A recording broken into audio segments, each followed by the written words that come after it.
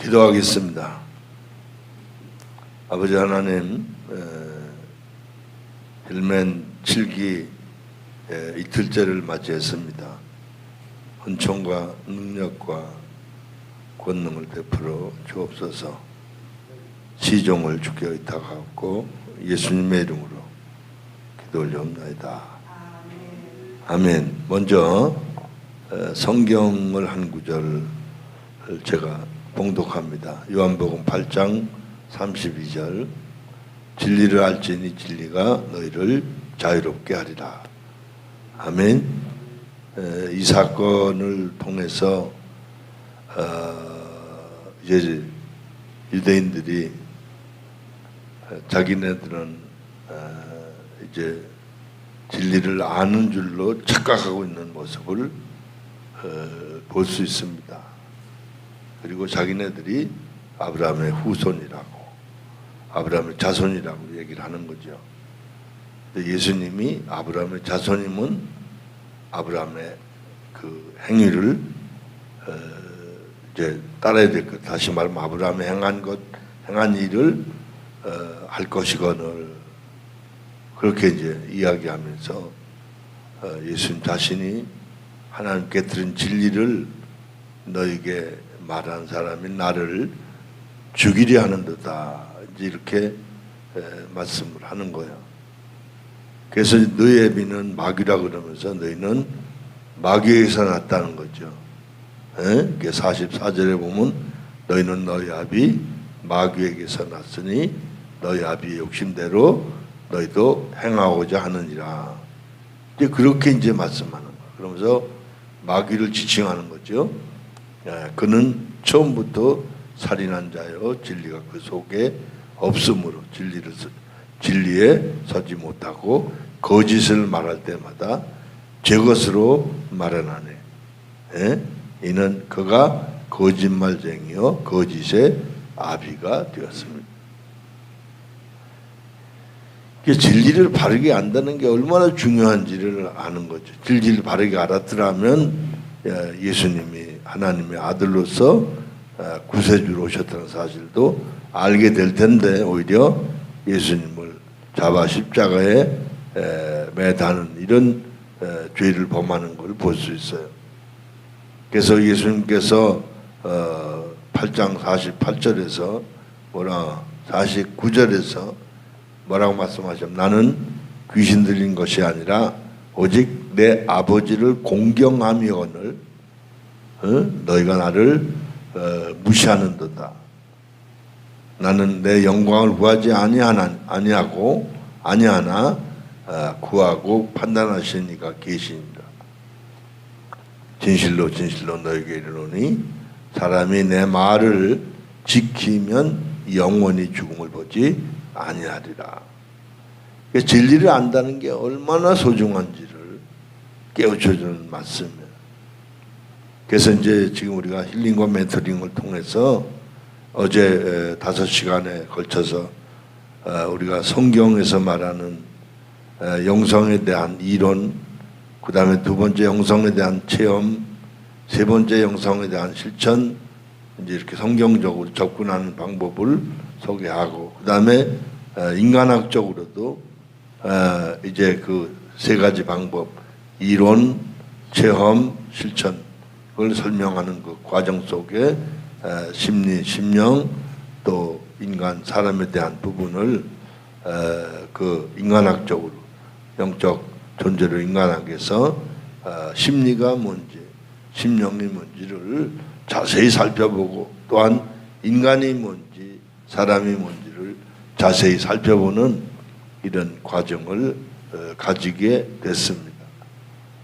그래서 이제 어제에 이어서 그 인간과 사람에 대한 마지막 부분을 조금 마무리하고 다시 한번 정리하도록 하겠습니다. 예, 어제 몇 번째죠? 어제 144페이지 영적 존재로서의 인간학, 사람의 발견 가능성, 큰 12번입니다. 큰 12번에서 144페이지 네모 안에 4번입니다. 네만의 4번. 우리는 먼저 성경이 놀랍게도 처음이라는 말을 대단히 중요하게 여긴다는 사실에 주목해야 한다. 특별히 하나님과 피조물 그 가운데서 사람과의 관계에서 처음이라는 말은 아주 특별한 관계를 나타낸다. 처음 사람이었던 아담이 하나님 앞에서 특별했고 아담의 여자였던 하와 또한 아담이었던 사람에게는 특별한 존재였다. 성경에는 타락 후 하나님께 드려지는 여러 제사에서 처음의 것, 이 또한 중요한 것으로 묘사된다. 이 특별한 관계가 무엇일까? 또 이 특별한 관계의 내용은 무엇일까? 처음이라는 것은 성경에서 우선 여러 개 중에 우선적인 것, 좀 더 구체적으로 말해 시간적으로 처음인 것, 수적으로 처음인 것, 정도 면에서 처음인 것을 말하는데 이것은 최고의 것을 의미한다. 하나님이 자신에게 처음의 것을 바치라고 명하신 것도 바로 최상의 것을 바치라는 의미이다. 처음의 것을 바치는 것을 하나님은 최상의 것으로 여기신다는 것이다. 처음의 것을 최상의 것으로 여기신다는 것은 다른 말로 말해 관계의 처음, 즉 관계의 최상 또는 관계의 탁월성을 나타낸다. 그래서 하나님에게 있어서는 처음의 것은 최상의 것이고 관계의 탁월성을 나타내는 의미가 된다. 그러면 145페이지, 그러면 관계의 탁월성의 내용은 무엇일까? 하나님이 처음의 것을 최상의 것으로 여기시는데 이 관계의 탁월성의 내용은 도대체 무엇일까? 그것은 사랑이 아닐까? 하나님이 굳이 처음의 것을 최상의 것으로 여기시는데 인간을 사랑하셔서 인간과의 관계를 원하신다는 뜻이 있는 것이다. 하나님의 인간 관계는 항상 사랑의 관계요 또한 사랑의 관계이어야 한다는 것을 말한다. 더 정확하게 말해서 하나님의 인간관계는 사랑인데 그 사랑은 항상 탁월한 사랑, 최고의 사랑을 주신다는 것이고 인간의 하나님의 관계도 역시 사랑이어야 하며 항상 최상의 사랑, 즉 탁월한 사랑을 드려야 한다는 것이다. 그러면 인간 속의 관계, 인간 속에 과연 이러한 최상의 탁월한 사랑이 있을까? 하나님은 인간 속에 이러한 사랑이 있는 것을 보시고 계시는가? 우리에게는 사실 이러한 사랑이 있다고 느낄 수 없다. 우리가 하나님을 사랑하는 것도 따지고 보면 우리 자신의 어떤 필요에 따라서 사랑하려고 노력하는 것이다. 인간의 사랑이란 철학적인 에로스에 근거한 사랑으로서의 감각의 속박에서 영혼을 해방시키는 것이며 땅 위의 것을 가지고 하늘의 것을 연역하고 추론하는 능력이다. 최고의 에로스는 현세적인 것을 통해 영원한 세계를 감지하고 사유하는 것이다. 그래서 플라톤은 에로스에 의해 형상의 세계를 지각할 수 있다고 생각했다. 우리 인간의 사랑은 본질적으로 에로스이며 이것이 후천적인 노력으로 다양하게 채색된다. 과연 이 노력의 사랑이 최상의 사랑인가? 하나님은 인간의 어떤 사랑을 받으실 만한 최상의 사랑으로 보시는가? 하나님이 의미 없이 인간에게 처음 것을 가져오라고 하셨는가? 네, 이게 뭐 사실은 의미가 굉장히 다양하고 깊지만 아마 첫사람이 아담이죠.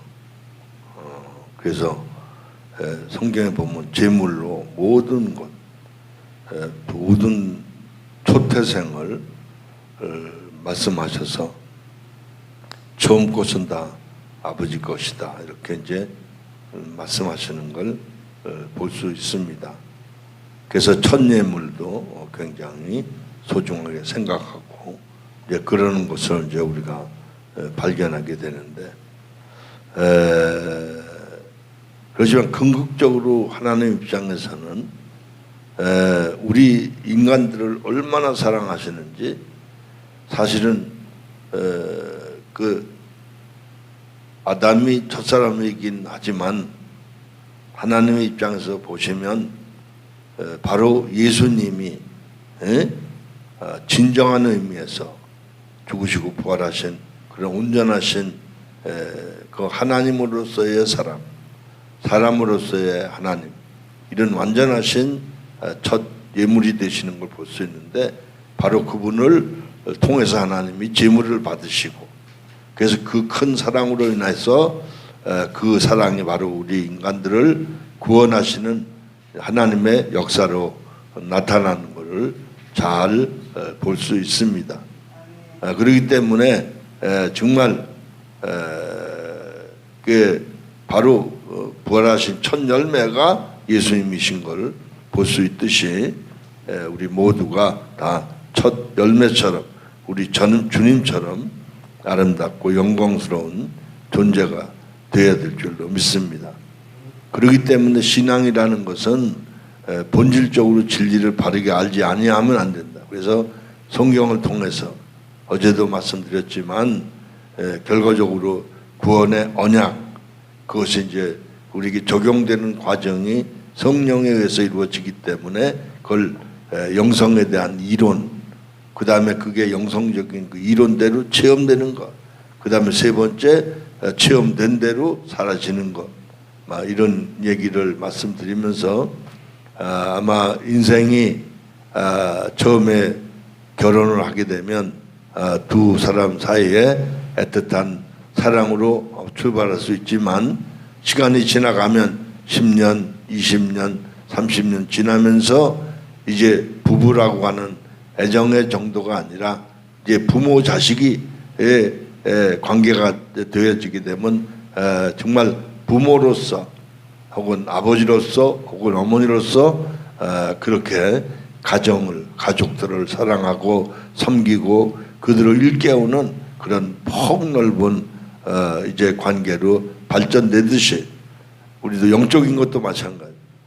영성을 체험하는 거, 영성이 실천하는 그 과정도 점점 폭 넓어져서, 그리스도 예수 안에서 주님이 하나님을 섬기듯 우리들도 최상의 방법으로 하나님을 섬기게 되고, 그 가운데서 우리가 이웃을 섬기게 되는 이런 과정으로 점점 확장되고 발전하고 성숙하고 장성해서 정말 그리스도 예수 안에서 우리가 성숙한 신앙인이 되는 줄로 믿습니다.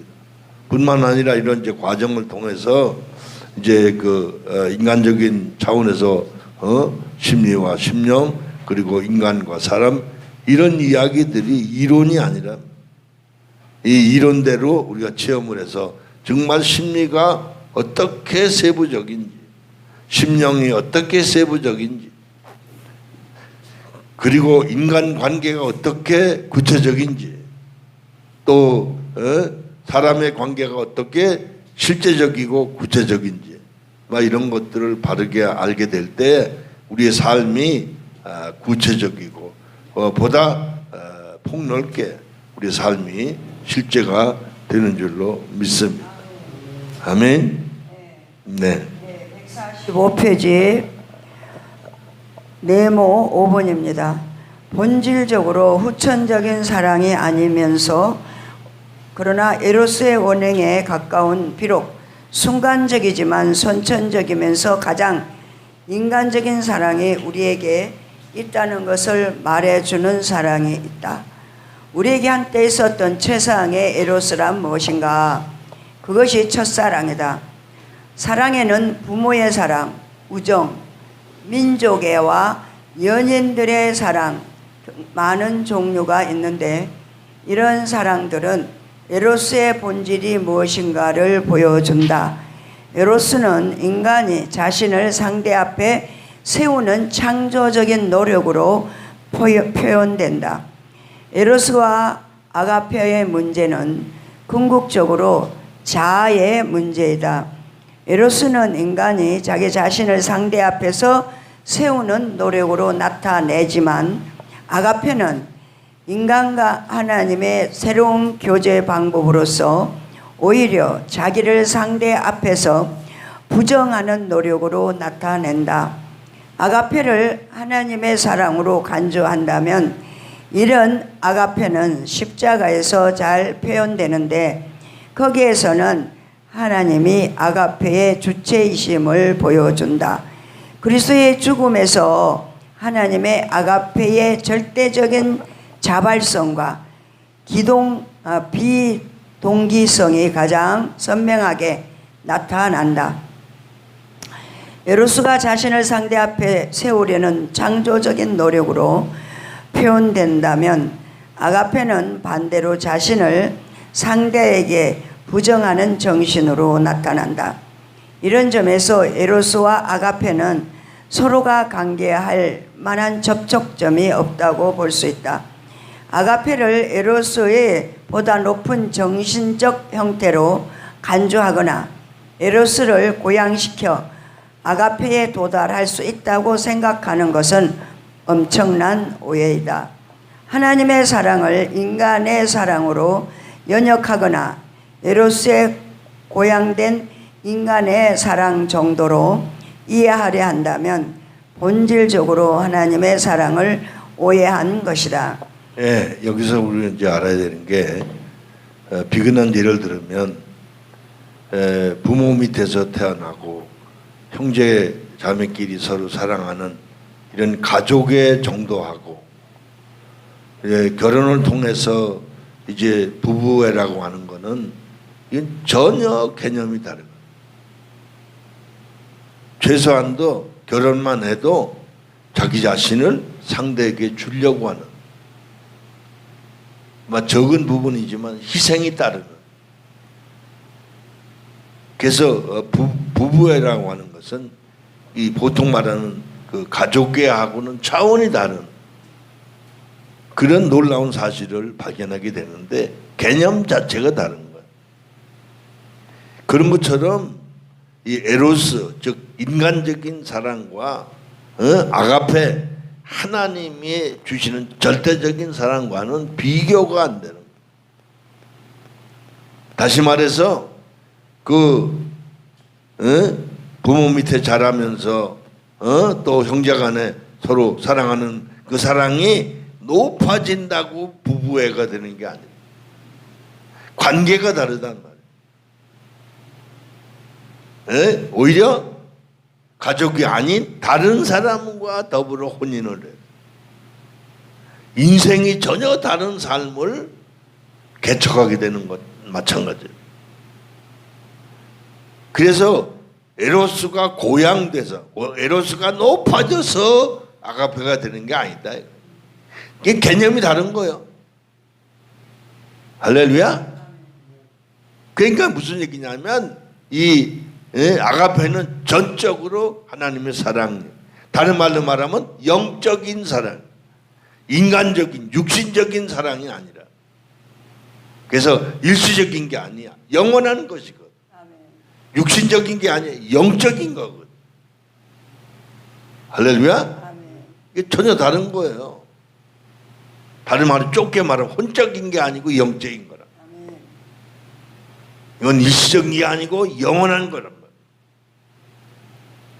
이걸 이렇게 비교해서 우리가 이해하지 못하면 전혀 개념을 우리가 이해하지 못해서 그냥 열정적으로 최선을 다하는 게 곧 신앙인 줄로 착각하기가 쉽다. 할렐루야. 우리가 진리를 바르게 알아야 될 줄 믿습니다. 네, 진리를 알지니 진리가 너희를 자유케 하리라. 할렐루야. 아멘. 참된 자유가 넘치기를 주의 이름으로 축원합니다. 아멘. 아멘. 네, 146페이지 밑에서 세 번째 줄입니다. 인간에게 있어서 첫사랑은 에로스의 가장 원시적인 모습을 보여준다. 즉 인간의 자아가 본질적으로 어떤 존재인가를 알게 한다. 그것은 자기 자신을 항상 상대 앞에 세우려는 에로스의 모습이다. 그럼에도 불구하고 이 사랑 속에는 독특한 점들을 가진다. 무슨 얘기냐면 첫사랑, 쉽게 말하면 어렸을 때, 그죠? 요즘 말로 말하면 그 10대 중반쯤 돼서 그 어린 아이들이 느끼는 첫사랑, 이건 무조건적이거든요. 조건이 없어요. 이를테면 뭐 돈을 많이 가졌다든지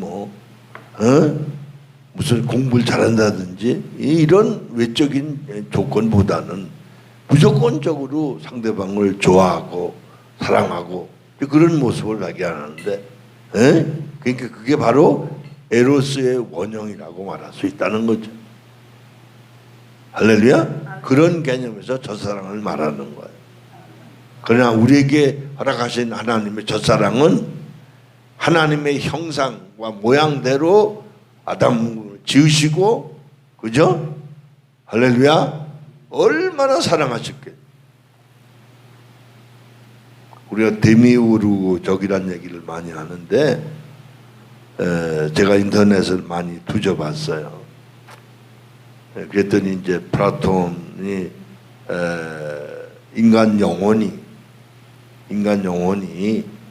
이렇게 육체를 입고 이 땅에 태어나기 이전에 이미 선재했다는 그런 플라톤 철학적인 사상인데, 다시 말하면 그 제일 원인이 될 수 있는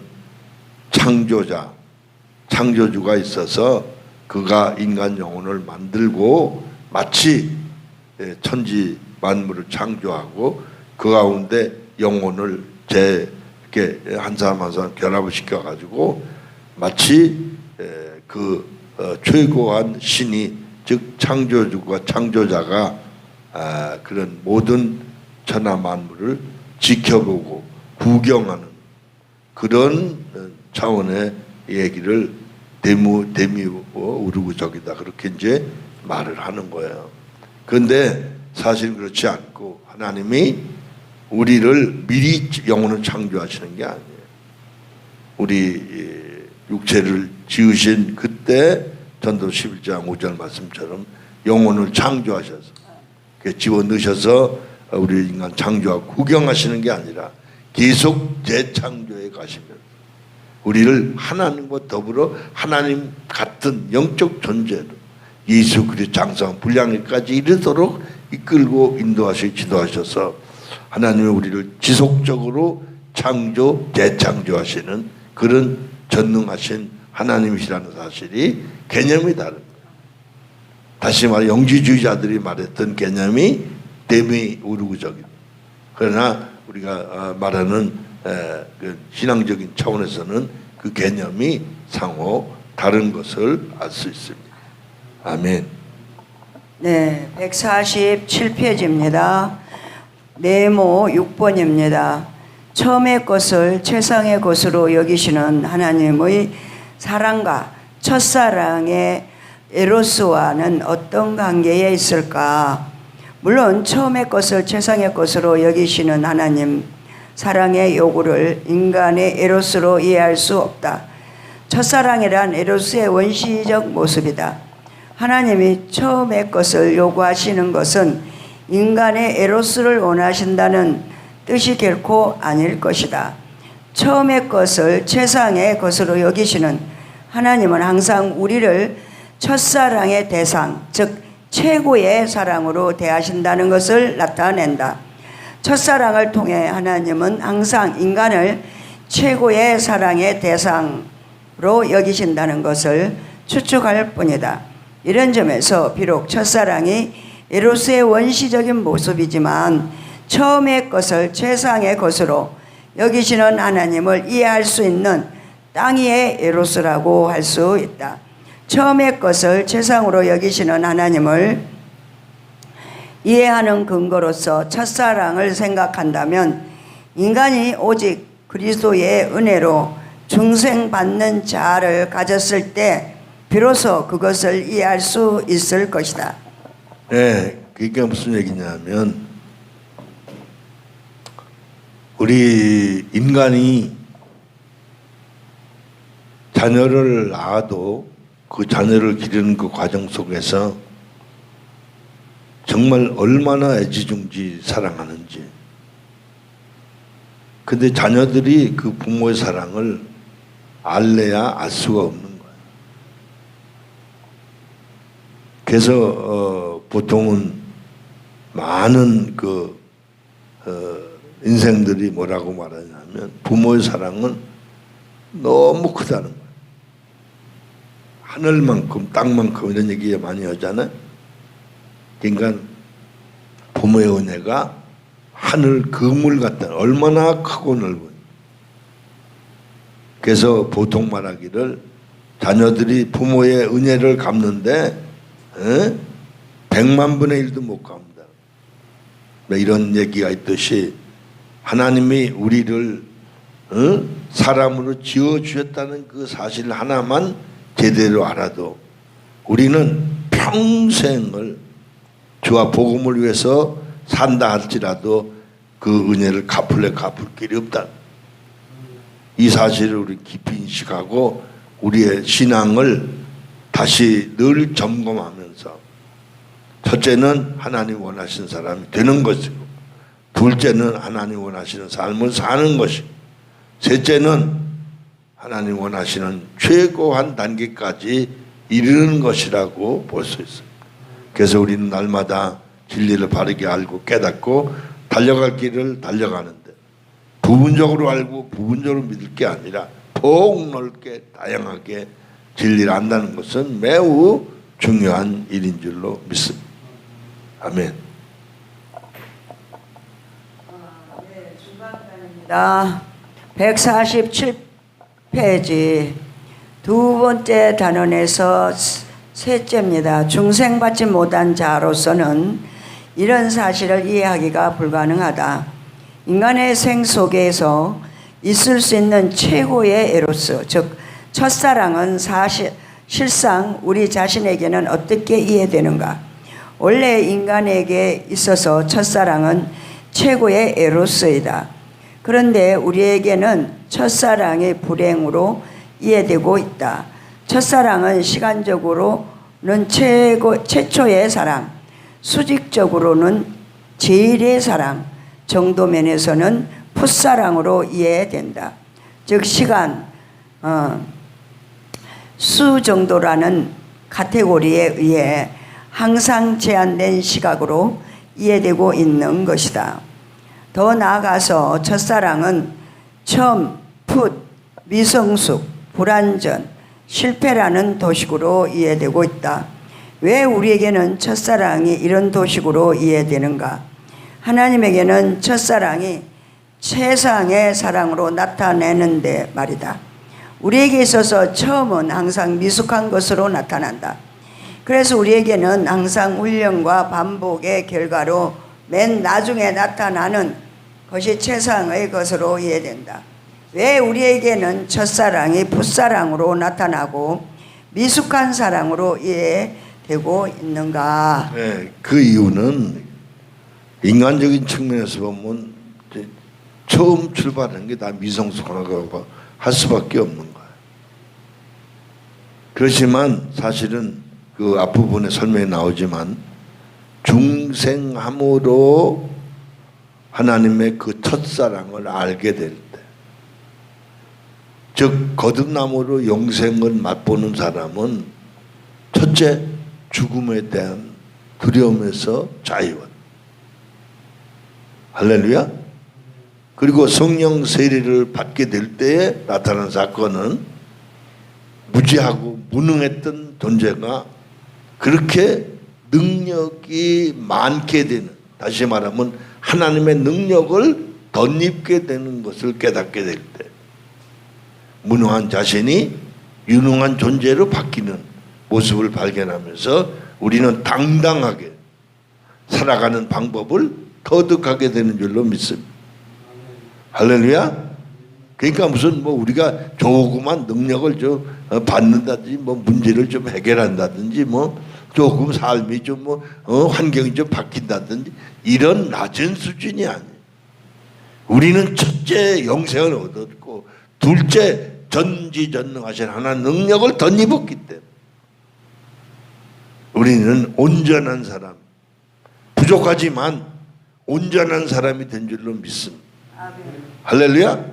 그 온전하다는 말은 거듭나고 성령 세례를 받으면 이미 온전한 사람, 테레이온이라. 할렐루야. 다른 말로 풀필이에요. 이게 기본적인 거예요. 할렐루야. 우리가 인간적으로는 정신적으로는 미성숙할지 모르지만 우리는 태어나는 그 순간 사지백체가 온전한 거예요. 거기서부터 성숙돼 가는 과정일 뿐이에요. 할렐루야. 우리는 이미 영적으로 이 진리를 터득한 그런 첫사랑의 대명사라고 말할 수 있는 영적으로 거듭나고 성령 세례를 받은 하나님의 친 백성인 줄로 믿습니다. 아멘. 네, 148페이지 네모 7번입니다.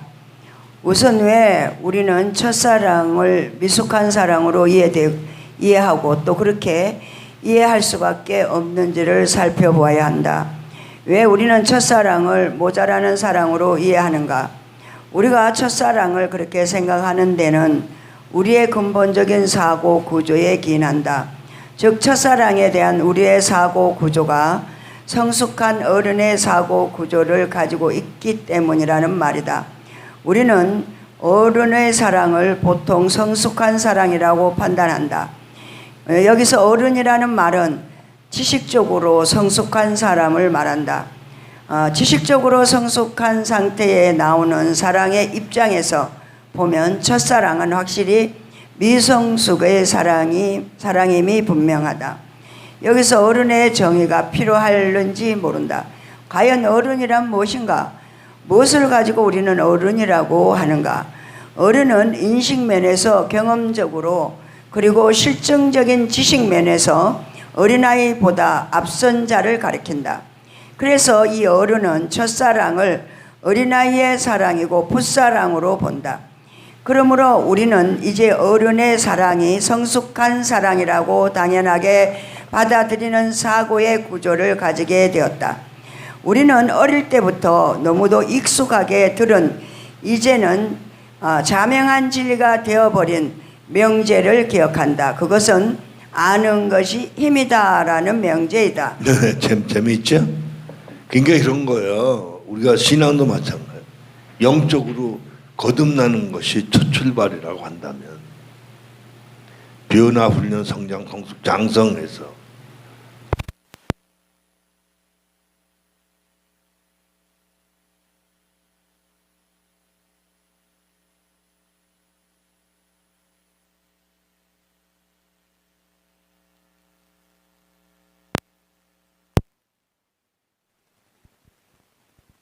의 가지수를 말하는 게 아니에요. 성숙 척도를 말하는 거예요. 할렐루야. 그래서 우리가 예수 그리스도의 장성한 분량이란 말은 키를 말하는 게 아니에요.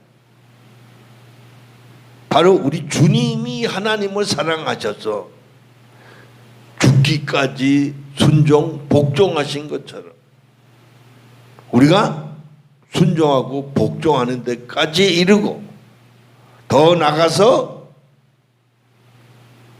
우리 주님이 자기 자신을 하나님 뜻을 좇아서 사람들을 위하여 자기 몸을 내주신 것처럼 우리도 우리 자신을 내주는 그런 데까지 나가야 될 줄로 믿습니다.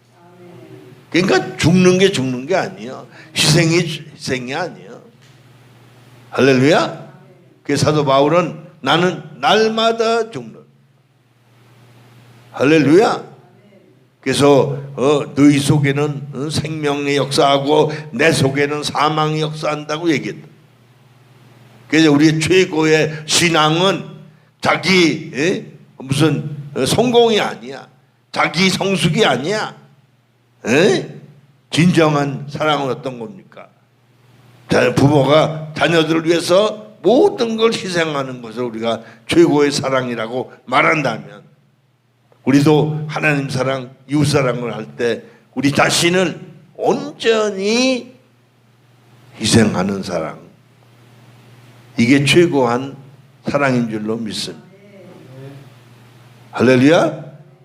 그렇게 되려면, 그렇잖아요, 우리가 부모가 됐어도 그게 적어도 뭐 어린 아이들의 부모가 아니라 장성한 자녀들의 부모.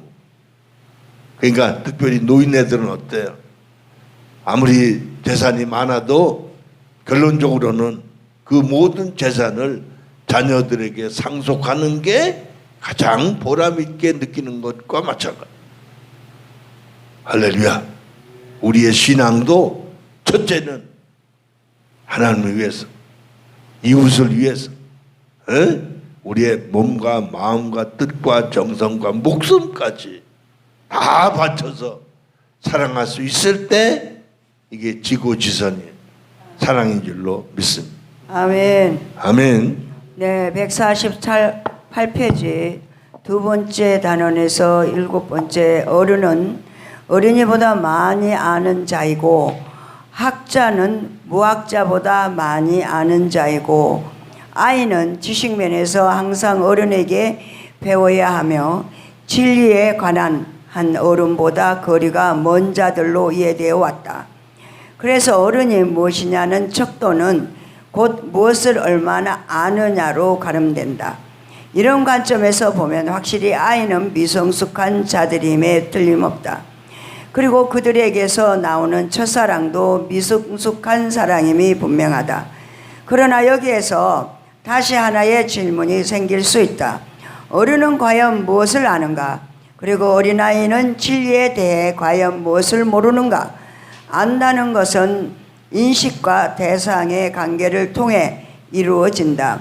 대상을 통하여 인식으로 말미암아 대상에 대한 현상을 아는 것이다. 칸트는 우리는 인식과 대상에 관한 한 물 자체를 인식할 수 없다고 정의했다. 그래서 이렇게 단언할 수 있다. 어른이 안다는 것은 대상에 대한 현상을 안다는 것이다. 어른은 파악된 현상에 대한 지식을 아이보다 많이 가지고 있다. 어른이 대상을 보고 그 현상을 쉽게 파악하는 이유는 오성작용, 더 넓게는 이성작용의 기능이 아이보다 더 발달해 있기 때문이다.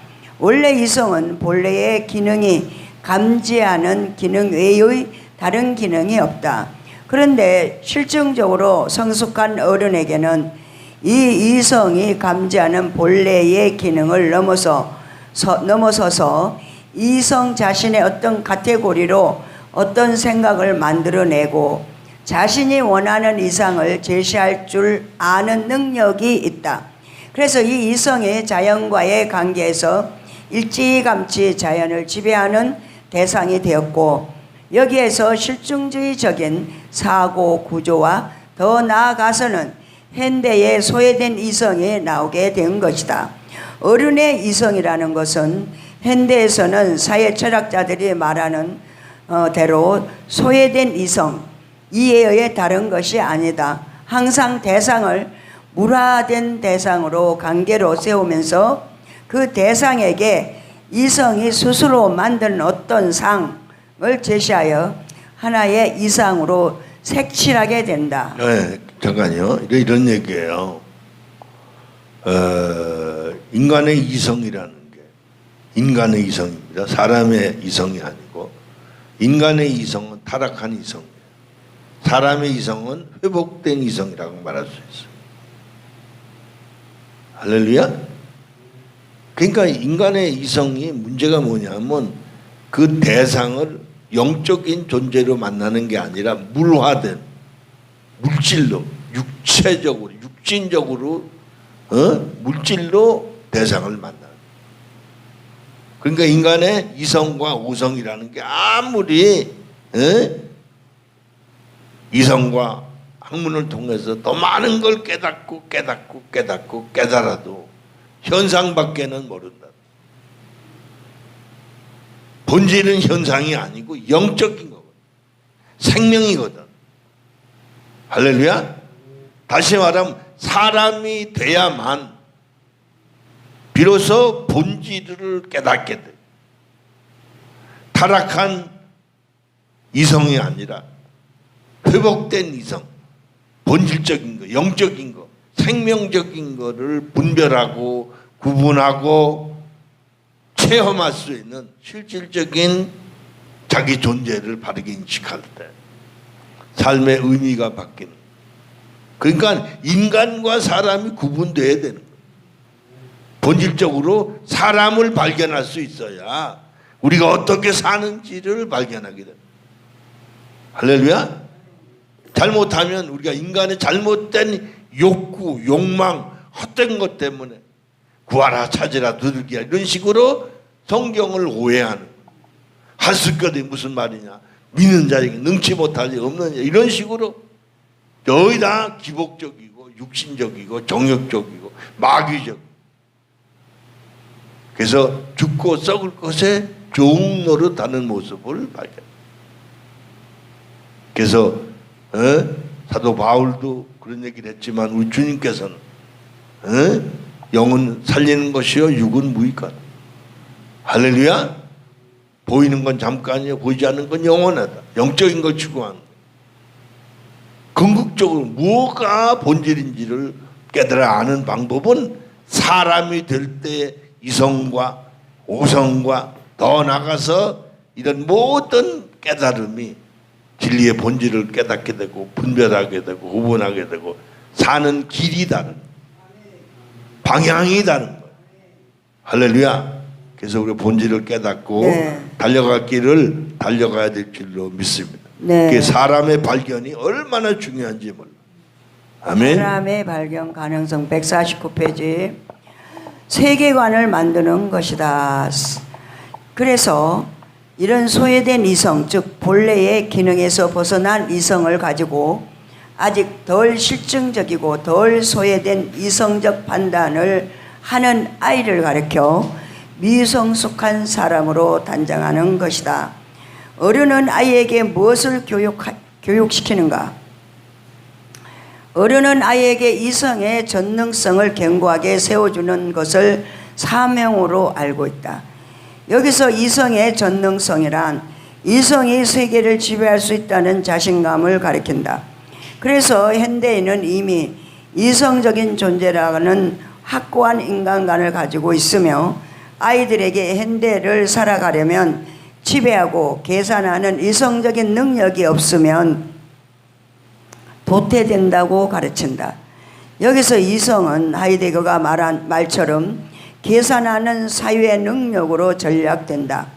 어른은 아이에게 창조주의 영과의 만남을 제시하는 것이 아니라 피조된 자연과의 관계와 거기에서 살아남는 법을 제시하는 사유기관으로서의 이성을 제시한다.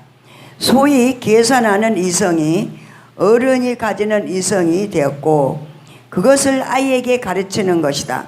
그래서 인간은 자연과의 관계에서 오직 생존 또는 잔존하는 존재처럼 되어버렸다. 이러한 소외된 이성에서 보면 첫사랑은 미숙한 사랑이고 풋사랑인 것이다. 첫사랑이 과연 이런 실증적인 이성으로 판단되어야 하는가?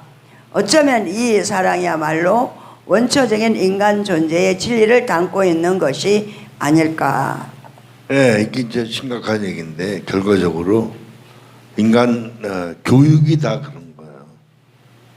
이성을 발달시키고 그리고 인간을 수량적 존재로 만들어요.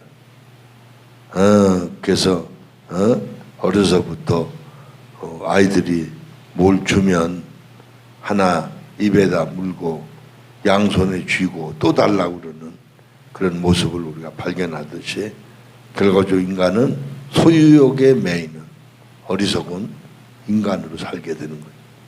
그러니까 궁극적으로 영적인 걸 발견하지 않으면, 즉 거듭남으로 말미암아 세계관이 바뀌잖아. 인간의 이성은 자연을 자기가 원하는 세계로 이렇게 가꾸는 거야. 그걸 문화화한다. 그걸 아름다움이라고 생각하면서 그 속에서 즐기고 사는. 그렇지만 영적이라는 것은 세계관이 바뀐. 자연을 사랑하되 자연 그 자체를 사랑하고 더 나아가서 하나님의 영광의 세계를 그리고 현세 천국을 사는 사람으로 달라져요. 할렐루야? 이게 다른 거예요. 그러니까 인간의 이성은 이 땅에서 눈에 보이는 대로 좋을 듯하게 아름답게 멋지게 그걸 꾸미는 거예요. 그래서 어떻게 하면 좀 아름다운 집을 짓는 뭐 다른 거 아니더라고요. 옛날 어른들이 그래요. 물건에 대해서 좋고 나쁜 걸 잘 모르면 물결을 모르면 돈을 많이 줘요. 요즘 모듈 하우스라고 조립식 건물 이렇게 얘기하는 걸 보니까 재료를 어떤 걸 썼느냐에 따라 가격이 비싸면 좋은 집이에요. 가격이 싸면 싼 집이야. 그런 것처럼 우리 신앙도 최고한 신앙. 할렐루야. 마음과 뜻과 정성과 목숨까지 바칠 만한 대상이 될 때 그 신앙이 값어치가 있는 신앙이 될 줄로 믿습니다. 할렐루야.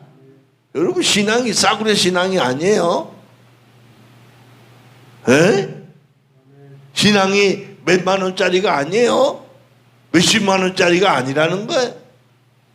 몇백만 원짜리가 아니라는 거예요. 1억 달러를 주고도 살 수 없고 1000억 달러를 주고 살 수 없는. 그래서 은혜라고 말하는. 그래서 우리는 그 엄청난 은혜에 빚갚는 심정으로 마음과 뜻과 정성과 목숨을 다해서 하나님을 사랑하고 우리 이웃도 우리 몸과 같이 사랑할 수 있는 사람으로 바뀌어야 될 줄로 믿습니다. 이거 용어가 아니에요. 용법이 아니에요. 본질적으로 그런 삶이 실행될 때, 수반될 때 그것이 온전한 사랑으로 발전해 가는 줄로 믿습니다. 아멘. 네, 150페이지 네모 8번입니다. 첫사랑이란 무엇일까? 우선 첫사랑의 현상을 지적해 보자. 동그라미 1번. 첫사랑은 조건 없이 대상을 본다는 특징이 있다. 즉 특정 세계관이라는 전제 없이 상대를 본다는 것이다.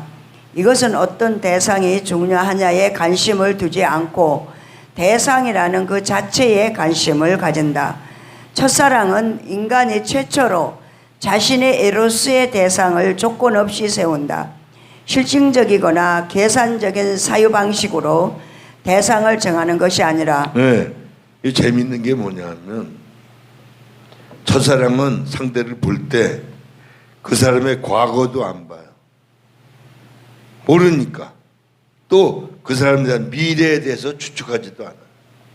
지금 현재를 사랑하는. 그게 첫사랑의 특징이에요. 그러니까 신앙도 마찬가지예요. 조건 때문에 사랑하는 게 아니야.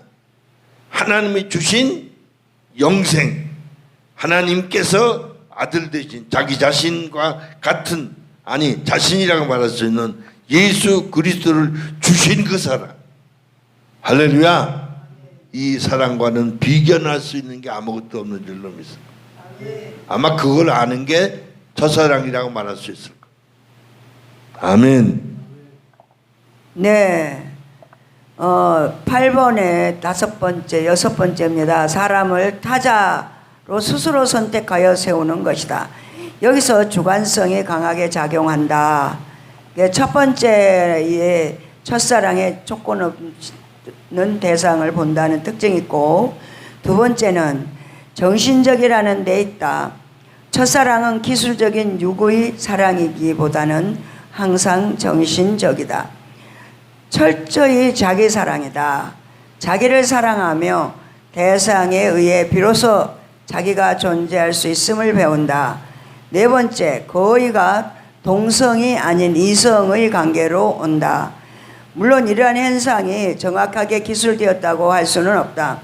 그러나 대상을 계산적이거나 이계 수단으로 접근하지 않고 그냥 자신과 마주선 존재로 세운다는 것과 자기와 전혀 다른 존재로 자기가 어찌할 수 없는 타자 의식을 느낀다든지 타자에 의해 자신이 존재할 수 있다는 사실이라든지 동성이 아닌 이성의 형태로 자신과 다른 존재를 세운다는 것 등을 확실히 어른이 하는 성숙한 사람과는 차이가 있다. 네, 거기까지만 일단 하고요. 이게 무슨 얘기냐면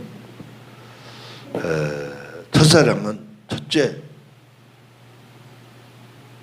물화된 조건적 물질적인 게 아니고 정신적인 이해되죠? 이 감각적인 개념이 아니야. 정신적인 거라는 거예요. 그러듯이 우리는 영적인 것은 바로 정신적인 거. 다시 말해서 영적인 거라. 그래서 사람의 본질은 영적인 데 있다는 걸 깨달아야 될 줄 믿습니다. 그래서 우리 신앙이 이성화될 때, 신앙이 육신적으로 바뀔 때, 그 신앙이 변질돼가지고, 즉 신앙이 세속화되는 위험이 있다는 사실을 깊이 깨달아야 될 줄로 믿습니다. 아멘. 할렐루야.